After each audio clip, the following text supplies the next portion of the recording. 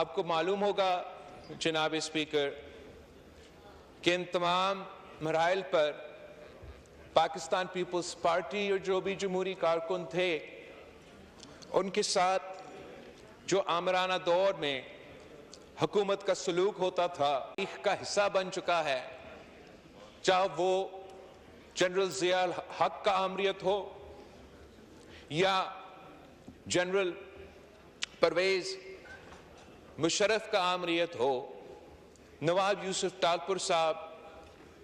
نے ان کا ڈٹ کے مقابلہ کیا، اور میں اتنا کہہ سکتا ہوں جناب اسپیکر کہ جنرل ضیاء تھا، جنرل مشرف تھا، نواب یوسف ٹالپور اور ان جیسے سیاسی کارکن ہے۔ ضرور ہم آج یہاں نیشنل اسمبلی میں وہ خود موجود تو نہیں ہوگا،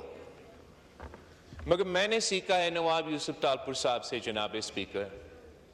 میرا سیاسی جماعت کے کارکن نے نواب یوسف ٹالپور صاحب سے سیکھا ہے کہ کس طریقے سے اب سیاست اصولوں کے لیے کرتے ہیں، سیاست نظریہ کے لیے کرتے ہیں، اور سیاست ایک مقصد کے لیے کرتے ہیں جناب اسپیکر۔ نواب یوسف ٹالپور صاحب نہ صرف 1970s میں صوبہ سندھ کی پروونشل اسمبلی میں منتخب ہوا، مگر 1993 سے لے کے 2024 تک اس ہاؤس کا نیشنل اسمبلی کا رہنما بھی منتخب ہوا۔ آپ نیشنل اسمبلی کے تمام ریکارڈز اٹھائے جناب اسپیکر،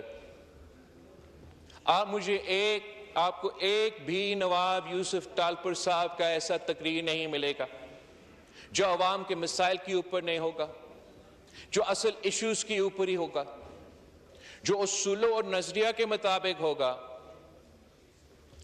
نواب یوسف ٹالپور صاحب نے اپنا آواز زراعت جو اس ملک کی معیشت کی بیک بون ہے اس کے لیے اٹھاتا رہا۔ اس ملک کا وفاقی وزیر زراعت بھی رہا، agriculture and food security, food and agriculture کا وزیر بھی رہا۔ اور جناب اسپیکر جس ایشو پہ نواب یوسف ٹالپور صاحب سب سے زیادہ وائز تھا اور جس کوز کے لیے نواب یوسف ٹالپور صاحب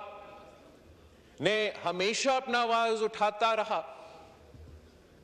وہ اس ملک میں جو پانی کا بحران ہے